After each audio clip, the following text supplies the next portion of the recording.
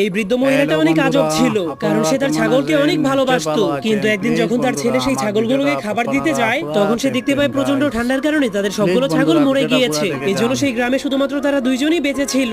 আর যদি তারা এখান থেকে চলে না যায়, তাহলে তারা দুইজনও ঠান্ডার কারণে মরে যাবে। এজন্য লোকটা পরের দিন সকালে জলদি করে ঘুম থেকে উঠে তার সবগুলো মালামাল গোছাতে শুরু করে দেয়, কারণ সে সিদ্ধান্ত নিয়েছিল সে তার মাকে নিয়ে এখান থেকে চলে যাবে। কিন্তু তার মা এখান থেকে যেতে রাজি হচ্ছিল না, কারণ সে তার সারাটা জীবন এখানেই কাটিয়েছিল। কিন্তু ছেলেটা তার মায়ের কোনো কথা না শুনেই একটা রশি দিয়ে তার মাকে চেয়ারের সাথে বেঁধে দেয়। এরপর সে তার মাকে পিঠে চড়িয়ে পাহাড়ের উপরে নিয়ে যেতে শুরু করে। কিন্তু ছেলেটা একটু দূরে গেলেই তার মা চালাকি করে বালিশটাকে নিচে ফেলে দেয়। এরপর সে তার ছেলেটাকে বলে বালিশটাকে উঠিয়ে দাও। তখন ছেলেটা নিচু হলেই মা শেষবারের মতো তার গ্রামটাকে দেখার চেষ্টা করে, কিন্তু এই চেষ্টা করার কারণে সে একটুর জন্য চেয়ার থেকে নিচে পড়ে যাচ্ছিল।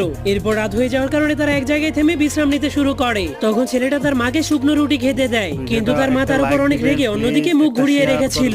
এজন্য ছেলেটা কোনো রাস্তা না পেয়ে তার মায়ের মাথার নিচে